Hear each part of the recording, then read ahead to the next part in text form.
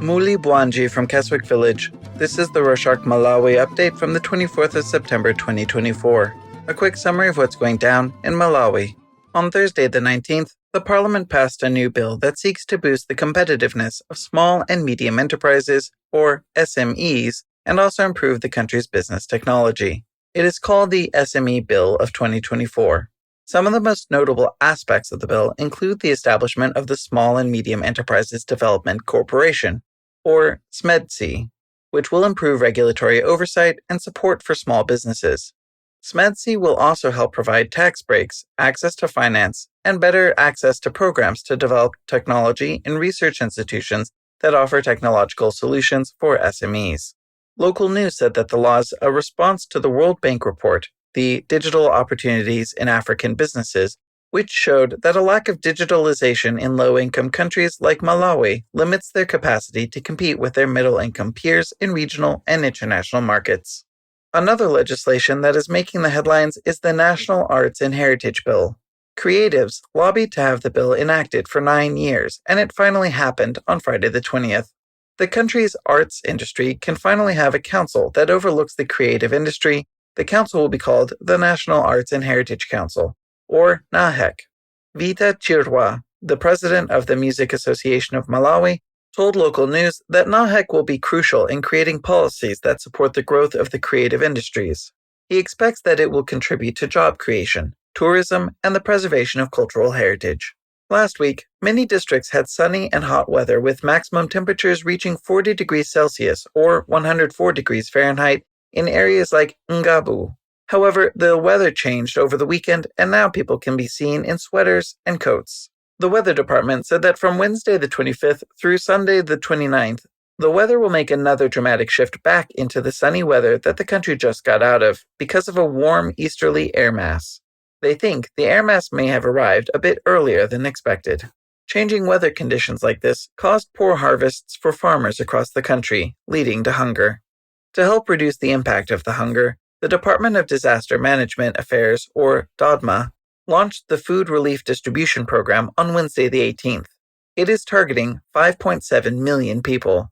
DODMA marked the launch of its program by distributing maize to over 1,000 people in Neno and Blantyre districts. Lyson Nkata, the Director of Administration at the Blantyre City Council, said that the district has over 50,000 food-insecure households. Moses Chimpepo, the Director of Preparedness and Response at DODMA, said the program was supposed to start in October, but they had to launch it early due to the hunger situation in the country. Perhaps hunger issues will be history soon, since the Ministry of Agriculture launched the National Rice Development Strategy, which aims to boost local rice production for food security and commercial purposes by 2030.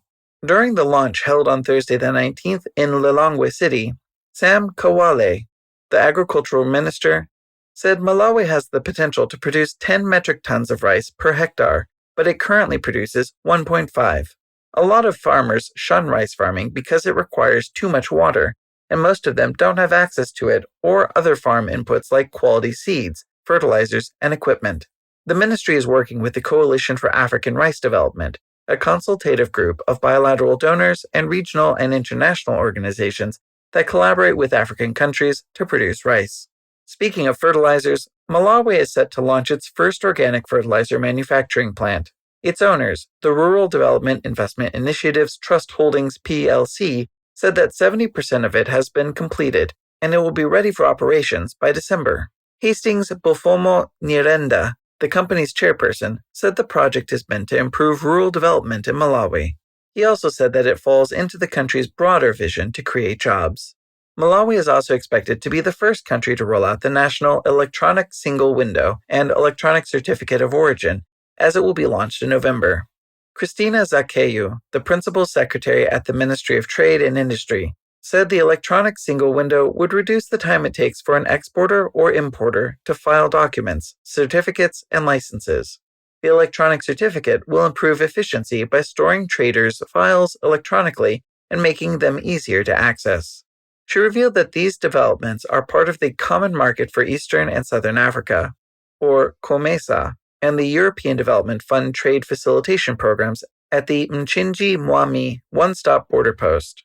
Both projects are expected to boost the country's trade facilitation by improving inclusive regional economic growth, deepening regional integration, and enhancing the competitiveness of the 21 COMESA member states. The country may have more similar developments because the African Development Bank gave Malawi grants worth $54 million for various development projects. Meanwhile, Simplex Chichola Banda, the finance minister, has already started making plans for the funds. He said $30 million will be allocated for budgetary support, $23 million will be for the Agriculture, Productivity, and Commercialization Project, while the remaining $1 million will be given to the Department of Disaster Management Affairs to help with emergency response. Meanwhile, the Reserve Bank is worried that the government has borrowed too much money and may be unable to repay the loans. The Reserve Bank said that the cause of this issue is the rising domestic debt, which is nearly $5 billion. In its September financial stability report, the bank said that the deteriorating fiscal space will force the Treasury to borrow more money, even though it is at high risk of default. Feras Raad, the country manager for the World Bank, told local news that the debt is so bad that the government currently has the highest budget deficits in Africa.